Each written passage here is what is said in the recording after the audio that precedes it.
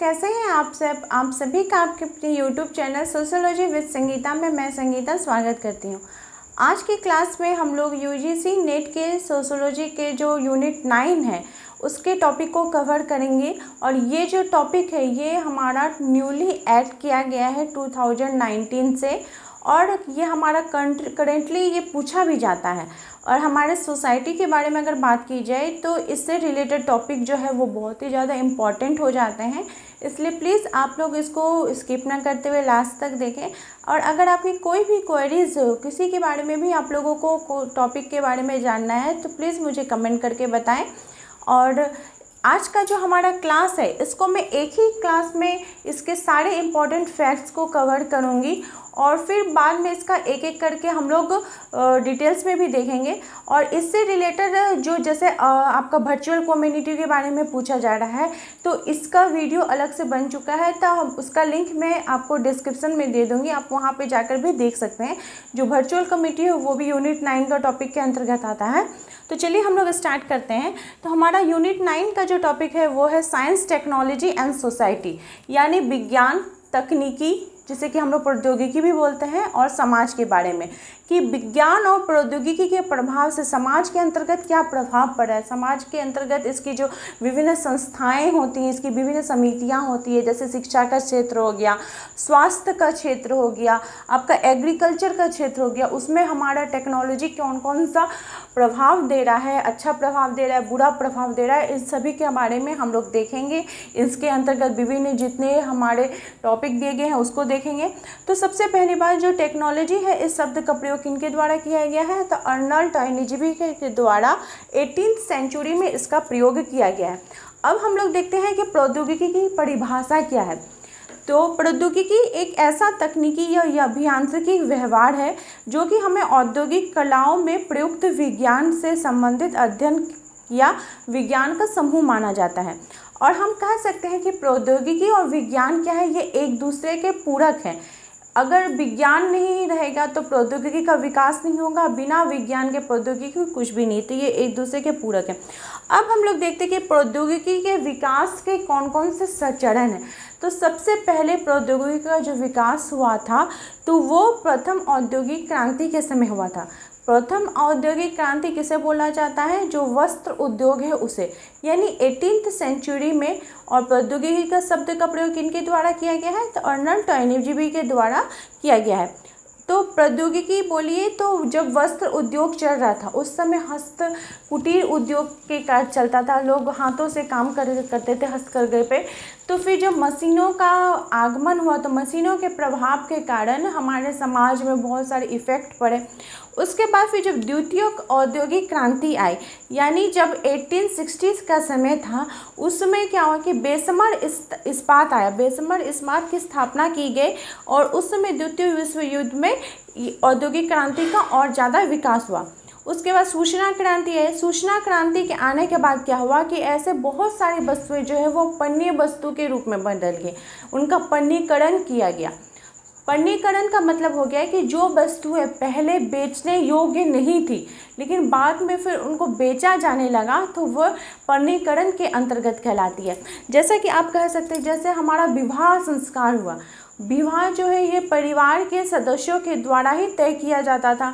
परिवार के जो रिलेटिव है जैसे फूफा हो गए, मामा हो गए, तो वो घर में उनके अगर बच्चे होते थे तो उनका फिर रिश्ता देखते थे, लगाते थे।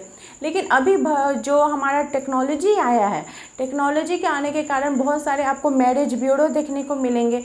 तो वो लोग क्या करते हैं, शादी का कॉन्ट्रैक्ट ले लेते हैं। और आपको बहुत सारे मैट्रिमोनियल साइट्स मिलेंगी जिसमें कि आप अपना फ़ोटो, अपना बायोडाटा अपलोड कर सकते हैं। तो वहाँ पर मैच करके फिर जो लड़की लड़का का मतलब शादी तय हो जाता है।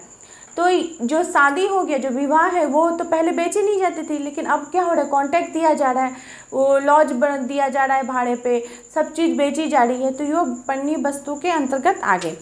अब हम लोग देख रहे हैं कि प्रौद्योगिकी का समाज पर कौन कौन सा प्रभाव हुआ है। तो मैकआइवर ने प्रौद्योगिकी के समाज के प्रभाव को 2 भागों में बांटा है कि एक प्रत्यक्ष प्रभाव पड़ा है, एक अप्रत्यक्ष प्रभाव पड़ा है। तो प्रत्यक्ष प्रभाव के अंतर्गत हम लोग नवीन श्रम संगठन का विकास हुआ है, नए नए श्रम के लोग आए हैं, एक औद्योगिक वर्ग के लोग हो गए हैं, तो एक जो लेबर कास्ट के लोग हो गए वे आगे हैं। फिर कार्यों का विशेषीकरण हुआ है, कोई व्यक्ति जितना अधिक शिक्षा ग्रहण कर रहा है, जितनी अच्छी उसको एजुकेशन मिल रही है, वो अच्छे कार्य के अंतर्गत आ जा रहा है। समय का सही प्रकार से यूज़ किया जा रहा है। एक जगह से दूसरी जगह अगर हमको जाना है तो हम एरोप्लेन के माध्यम से, ट्रेन के माध्यम से कम समय में एक जगह से दूसरी जगह पहुंच सकें। तो ये सब तो अच्छा प्रभाव पड़ा है, प्रत्यक्ष प्रभाव पड़ा। अप्रत्यक्ष प्रभाव की बात की जाए तो शहरीकरण का विकास हुआ है। जो ग्रामीण क्षेत्र हैं वे क्या धीरे धीरे किसमें परिवर्तन हो जा रहे हैं, शहरी क्षेत्रों में परिवर्तन हो जा रहे हैं। शहरी क्षेत्रों में परिवर्तन होने के कारण जो कृषि कार्य है वो उनकी गति में कमी आती जा रही है। फिर बेकारी की समस्या बढ़ती जा रही है कि अगर मान लीजिए किसी जगह पे कोई उद्योग लगा है जहाँ पे 10 मजदूर काम करते थे, 10 मजदूरों का परिवार चलता था, वहाँ पे एक मशीन के आने के कारण वो 10 परिवार क्या हो जा रहा है, बेकारी की समस्या को सामना करना पड़ रहा है। फिर प्रतिद्वंदिता या कंपटीशन भी बहुत ज़्यादा बढ़ जा रहा है, क्योंकि आप देखिएगा कि आप टीवी खोलिएगा तो आपको ऐसे बहुत सारे क्रीम्स, ऐसे बहुत सारे सोप्स का आपको एडवर्टाइजमेंट देखने को मिलेगा। तो आप सोचने को मतलब आप कंफ्यूज हो जाएंगे कि कौन सा हम यूज़ करें। कोई कुछ बोल रहा है, कोई कुछ बोल रहा है, सबका ही अच्छा लग रहा है। तो क्या हो रहा है कि कंपटीशन की भावना बहुत ज़्यादा बढ़ जा रही है, अपराध भी बढ़ जा रहा है, लाइफ स्टाइल भी जो है वो मनुष्य का चेंज हो रहा है। समाज के अंतर्गत वर्गों का 2 प्रकार के वर्ग बन गए हैं, एक अपर क्लास, एक लोअर क्लास। जो साइंस टेक्नोलॉजी का यूज़ अच्छे प्रकार से कर रहे हैं, रहन सहन जिनका अच्छा है, वो अपर क्लास के अंतर्गत आ जा रहे हैं, और जो इन सब प्रभावों से थोड़ा कम है वो लोअर क्लास के अंतर्गत आ जा रहे हैं। अब हम कह सकते हैं कि यहाँ पे आपको एक और पॉइंट याद रखना है कि जो राष्ट्रीय प्रौद्योगिकी दिवस है वो कब मनाया जाता है, तो वो 11 मई को मनाया जाता है। ये भी क्वेश्चन पूछा जा सकता है कि राष्ट्रीय प्रौद्योगिकी दिवस कब मनाया जाता है, तो वो 11 मई को मनाया जाता है। अब हम लोग देख रहे हैं कि प्रौद्योगिकी के प्रभाव में आने के कारण क्या क्या समाज के अंतर्गत परिवर्तन हुए हैं। तो हमारे मूल्यों में, हमारे जो वैल्यूज़ है उसमें परिवर्तन आया है, हमारे सामाजिक जो संस्थाएं हैं उसमें परिवर्तन आया है। परिवार में अनेक कार्य जो समितियों के द्वारा होती थी, अब समितियां करने लगी हैं, स्त्रियों की स्थिति में परिवर्तन आया है। और ये जितने भी टॉपिक हैं ये मैं पूरा नोट की हुई हूँ और आप लोगों को उसी के अंतर्गत से बना रही हूँ, मेरा खुद का नोट किया हुआ है, तो आप देख सकते हैं मैंने इग्नू के मटेरियल से इसको अच्छे प्रकार से लिखा है। फिर क्या हुआ कि विवाह जो है वो एक संस्कार बन जा रहा है, एक समझौता बन जा रहा है। फिर राजनीतिक प्रभाव भी इसके अंतर्गत आए हैं कि जो कटराइज्ड जो मध्यम वर्ग है वो प्रौद्योगिकी बाज़ार में आने के कारण वो क्या है ना, ऑनलाइन यूज़र्स जो है वो उनकी जो बढ़ोतरी है बहुत ज़्यादा हो गई है। प्रोटो एजेंसी आ गई है। प्रोटो एजेंसी का अगर बात की जाए तो प्रोटो एजेंसी का प्रयोग किनके द्वारा सबसे प्रथम किया गया था, तो निक कांडी ने सबसे पहले प्रोटो एजेंसी की बात की थी।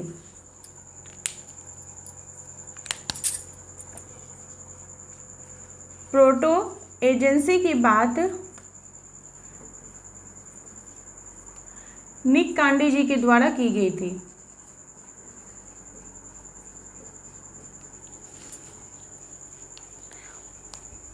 तकनीकी के प्रभाव में आने के कारण भूमंडलीकरण हुआ है। भूमंडलीकरण के प्रभाव में आने से क्या हुआ है कि लोग एक जगह से दूसरे जगह जाकर अपना शिक्षा ग्रहण कर रहे हैं, व्यापार कर रहे हैं, उनकी जितनी भी आवश्यकताएं हैं उसकी वो पूर्ति कर रहे हैं। फिर इसी के भूमंडलीय प्रभाव के आने के कारण क्या हो रहा है कि प्रतिभा पलायन भी हमें देखने को मिल रहा है। क्या देखने को मिल रहा है हमें? प्रतिभा पलायन।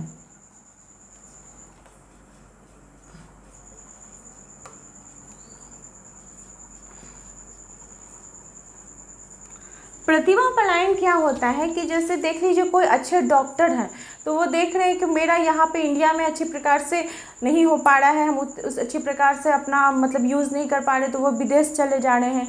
कोई अच्छा इंजीनियर है तो वो अच्छे रोजगार के तलाश में अच्छा पे स्केल देखकर वो विदेश की ओर चला जा रहा है, तो जिसके कारण क्या हो रहा है कि उस प्रतिभा का पलायन हो जा रहा है। ये भी टेक्नोलॉजी के प्रभाव में आने के कारण हुआ है। उसके बाद फिर मेनली वो कहा जा रहा है पश्चिमी देशों के कारण हो रहा है। तो हम कह सकते हैं कि तकनीकी के कारण बेरोजगारी की समस्या उत्पन्न हुई है, शोषण व असमानता में वृद्धि हुई है, पूंजीपतियों को इसका बहुत ज़्यादा लाभ हुआ है।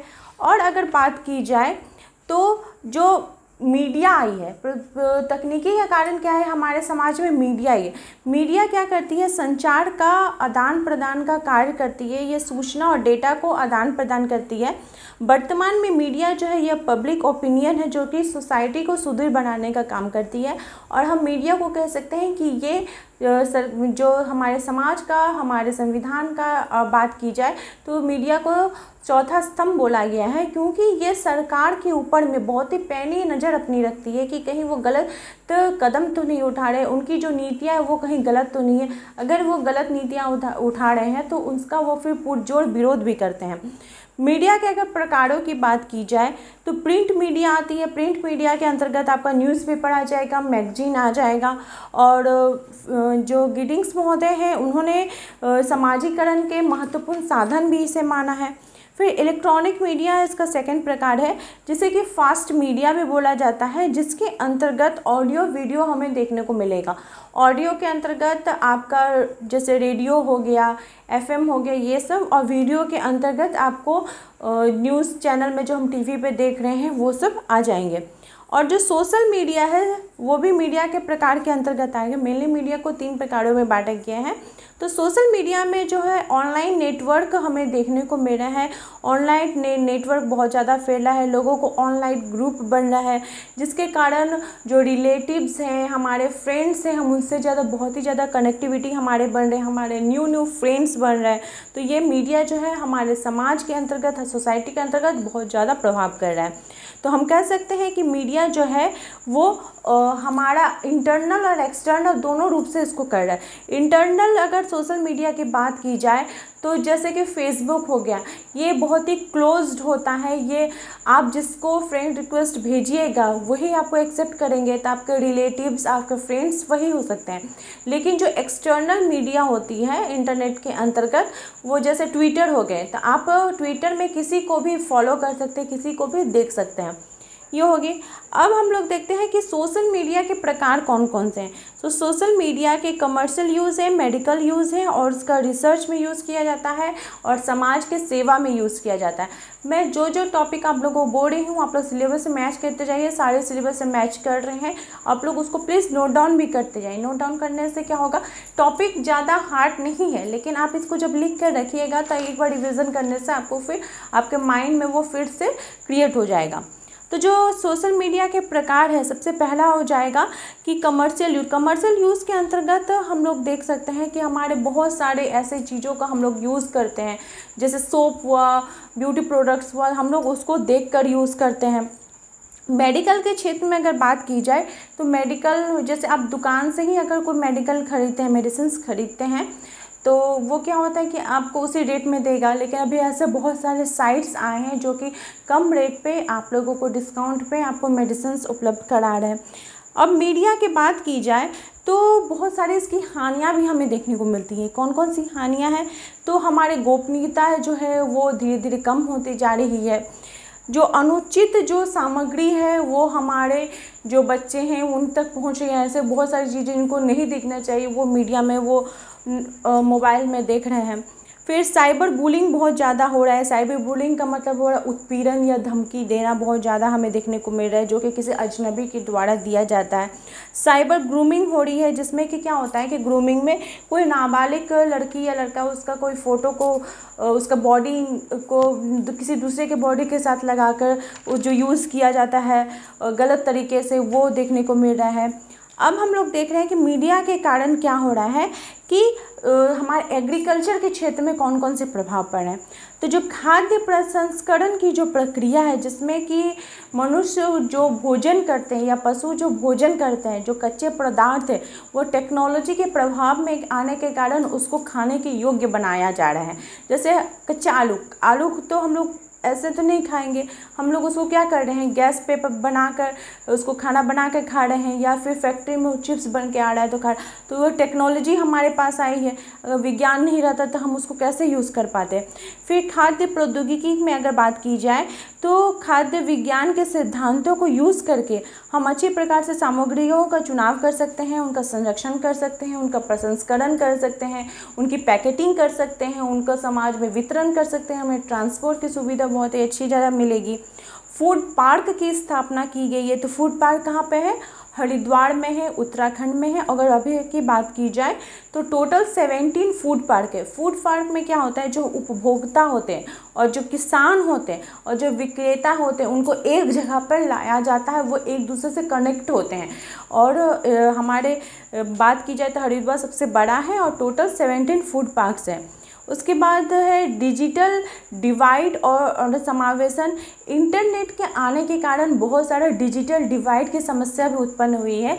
डिजिटल डिवाइड का मतलब हो गया कि ऐसे बहुत सारे लोग हैं जो कि अपना नेट का यूज़ तो अच्छी प्रकार से करते हैं, लेकिन ऐसे बहुत सारे लोगों के जो यूज़ नहीं कर पाते।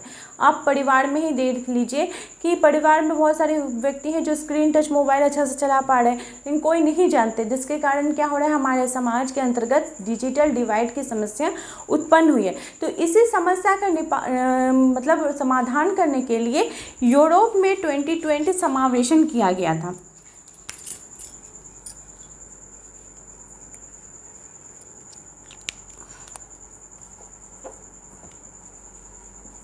यूरोप में 2020 का समावेशन किया गया था, जिसमें बोला गया था, कुछ इम्पॉर्टेंट फैक्ट्स दिए गए थे। ये कि एक इनिशिएटिव, एक प्रोजेक्ट था जिसके अंतर्गत 3 मार्च 2020 को ये लागू हुआ, जिसमें डिजिटल डिवाइड को कम करने के लिए यूरोपीय देशों ने सक्रिय पहल की, जिसमें से 5 देशों ने काम किया। और वे देखें कि उन्होंने कोशिश की कि रोजगार के क्षेत्र में किस प्रकार से डिजिटल डिवाइड को कम किया जाए, अनुसंधान के क्षेत्र में कम किया जाए, जो जलवायु ऊर्जा है उसके क्षेत्र में कम किया जाए, साथ ही साथ शिक्षा के क्षेत्र में किस प्रकार से कम किया जाए। उसके बाद डिजिटल इंडिया आया, जो कि नरेंद्र मोदी हमारे प्रधानमंत्री जी के द्वारा 1 जुलाई 2015 को लाया गया, इसी डिजिटल डिवाइड को कम करने के लिए। उन्होंने उनका जो ये ड्रीम प्रोजेक्ट था और उन्होंने अपना एक मोटो रखा कि प्रत्येक नागरिक को डिजिटल इंडिया की उपयोगिता से रूबरू होना, नागरिकों की मांग पर शासन और सुविधाएं प्रदान करना, हर नागरिक को डिजिटल शक्ति प्रदान करना, फिर ब्रॉडबैंड हाईवे बनाना जिसमें कि प्रत्येक गांव में इंटरनेट की सुविधा उपलब्ध करवाना, मोबाइल कनेक्टिविटी की संख्या को बहुत ही ज़्यादा बढ़ाना, पब्लिक इंटरनेट एक्सेस कार्यक्रम को बहुत ज़्यादा मतलब प्रभावित करना, बहुत ज़्यादा उनको सक्सेस बनाना। जैसे कि पोस्ट ऑफिस हो गया, तो पोस्ट ऑफिस में आप अलग से उसका एक ऐप बनाया गया जिसमें कि लोग पैसे जमा कर रहे निकाल रहे हैं, वो अपने खुद से वो उसको देख सकते हैं। फिर क्या होता है कि ई गवर्नेंस आती है। ई गवर्नेंस के कारण क्या होता है, बहुत सारे इलेक्ट्रॉनिक क्रांति हमें देखने को मिलती है, बहुत सारे इलेक्ट्रॉनिक विनिर्माण का क्षेत्र हमें देखने मिलता है, जॉब्स के क्षेत्र में, आईटी के क्षेत्र में बहुत सारा प्रभाव इसका पड़ता है। और अगर हम बात की जाए तो हमारे जो वर्चुअल कम्युनिटी है वो बहुत ज़्यादा बढ़ती है, यानी हमारा जो आभासी समुदाय है वो तकनीकी के प्रभाव के कारण बहुत ज़्यादा बढ़ रहा है। आभासी समुदाय का तात्पर्य हो गया कि जिससे कि हम वर्चुअली कनेक्ट होते हैं। जैसे आपके साथ मैं किसके माध्यम से कनेक्ट हो रही हूँ, तो यूट्यूब के माध्यम से कनेक्ट हो रही है, आपके बीच और मेरे बीच एक रिलेशन बन रहा है और ये गुड रिलेशंस है। इसी प्रकार से फेसबुक हो गया, व्हाट्सएप हो गया, तो ये सब क्या हो गया, वर्चुअल कम्युनिटी के अंतर्गत आ गए। अगर आपको इसकी डिटेल्स में जानना है तो वीडियो में जाकर डिस्क्रिप्शन में है, आप देख सकते हैं। उसके बाद फिर ई हेल्थ आया। ई हेल्थ के कारण क्या हुआ कि प्रत्येक जो व्यक्ति हैं वो उसका हेल्थ किस प्रकार से है, जिसका मान लो कोई पेशेंट किया है हॉस्पिटल में, तो उसका पूरा लाइफ चार्ट, उसने कौन से मेडिसिन ली, कौन सा डॉक्टर उसको देख रहा है, उसका प्रेशर कितना है, उसका ब्लड ग्रुप क्या है, सारे जो इम्पोर्टेंट इन्फॉर्मेशन है जो ऑनलाइन रजिस्टर, वो हमें ई हॉस्पिटल के अंतर्गत देखने को मिलेगी। उसके बाद फिर आपका मेरा पहलू करके एक ऐप आया है जो कि रोगी की प्रतिक्रिया को, कि वो उसका हेल्थ में किस प्रकार से ट्रांसफॉर्मेशन हो रहा है, उसकी प्रॉब्लम कौन सी है, उसका प्रॉब्लम का सॉल्यूशन किस प्रकार से हो रहा है, ये हमें देखने को मिल रही है। फिर FSSAI, ये एक संस्था बनाई गई है, FSSAI, ये खाद्य प्रसंस्करण संस्था है, भारतीय खाद्य सुरक्षा और मानक प्राधिकरण है, जिसके अंतर्गत क्या होता है कि जो दुकानदार होते हैं, जो ग्रोसरी का दुकान करते हैं, उनको ये जो डिपार्टमेंट है ये सर्टिफिकेट प्रदान करता है। फिर इसके बाद आया है नोटो। नोटो क्या होता है कि ये राष्ट्रीय अंग और उत्तर प्रत्यारोपण एक संगठन है, जैसे कि किसी का किडनी चेंज किया गया, किसी का हार्ट का ट्रांसप्लांट किया गया, तो वो किसके अंतर्गत, देखरेख के अंतर्गत आता है, तो वो नोटो के अंतर्गत आता है। ये फूड प्रोसेसिंग का यूज़ इसमें होता है, फूड प्रोसेसिंग से रिलेटेड ये हो गया। उसके बाद आपका आभासी समुदाय हमें देखने को मिलेगा, जो कि हावर्ड रेनेगोल्ड के द्वारा दिया गया है। फिर वर्चुअल कम्युनिटी आई, टेक्नोलॉजी के द्वारा ही साइबर क्राइम भी हमें बहुत ज़्यादा देखने को मिलता है। साइबर क्राइम भी हमारे समाज के अंतर्गत बहुत ज़्यादा बढ़ चुका है। जैसे मान लीजिए अभी रिसेंट में क्या हो रहा है कि नेट का एग्ज़ाम आपका रिसेंटली होने वाला है, तो हो सकता है कि आपके पास कोई ईमेल भेज जाए या फिर कोई एक मैसेज आ जाए कि आपको अपना आधार नंबर देना है, आपके पास OTP आएगा, तभी आपका एडमिट कार्ड डाउनलोड होगा। अगर आपने उसको दे दिया, कर दिया, तो फिर आपका जितना भी बैंक में सब है सब कुछ ख़त्म हो जाएगा। ये साइबर क्राइम के अंतर्गत आ गया। फिर आपका फ़िशिंग आ गया। फ़िशिंग के अंतर्गत जो हमारे ईमेल है, तो ईमेल के माध्यम से हमें गलत मैसेजेस आते हैं, वायरस आ जाता है। किसी का ईमेल आया तो वो ईमेल को आप जैसे ही ओपन करेंगे, आपका मोबाइल के अंतर्गत या आपका लैपटॉप के अंतर्गत वो वायरस घुस जाएगा और आपका उसको डाउन कर देगा। और उसके बाद फिर इसी सब को देख रेख करने के लिए कि किस प्रकार से ये सुचारू रूप से चल रहा है, तो ICT की स्थापना की गई। ICT की स्थापना कब की गई, तो ये 2000 में ICT की स्थापना की गई, जो कि इन सभी को क्या करता है, देख रेख करता है कि सही प्रकार से ये चल रहा है कि नहीं। और फिर ICT का अगर संशोधन की बात की जाए तो 2008 में इसका संशोधन किया गया। तो यही था यूनिट 9 का हमारा साइंस, टेक्नोलॉजी और सोसाइटी। आई होप आपको अच्छे प्रकार से ये सारे टॉपिक समझ में आ गए होंगे। अगर आपको क्लास हेल्पफुल लगे तो प्लीज़ आप अपने दोस्तों से ज़्यादा से शेयर करें, तथा मेरे चैनल पर नए हो तो प्लीज़ सब्सक्राइब करें। मेरे चैनल के साथ बने रहने के लिए आप सभी का थैंक यू।